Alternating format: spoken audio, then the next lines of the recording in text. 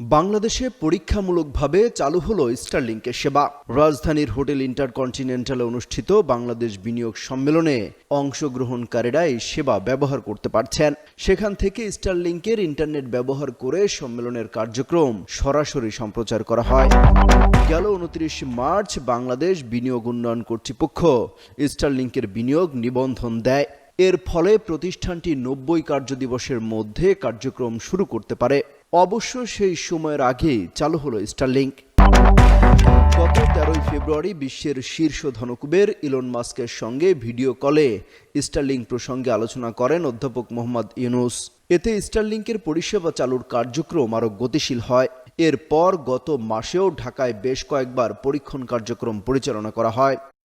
প্রযুক্তি বিশ্লেষকরা মনে করছেন, বাংলাদেশে তাদের পরীক্ষামূলক যাত্রার মাধ্যমে এক নতুন যুগের সূচনা হলো। কারণ স্পেসএক্সের অঙ্গ প্রতিষ্ঠান স্টারলিংক এরই মধ্যে বিশ্বের বহু দেশে স্যাটেলাইটের মাধ্যমে উচ্চ গতির ইন্টারনেট সেবা দিয়ে যাচ্ছে।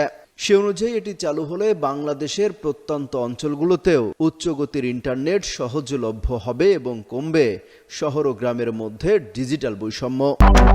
এদিকে ওয়েবসাইট অনুযায়ী বাসা বাড়িতে স্টারলিংকের সেবা নিতে কিছু সরঞ্জাম কিনতে হবে।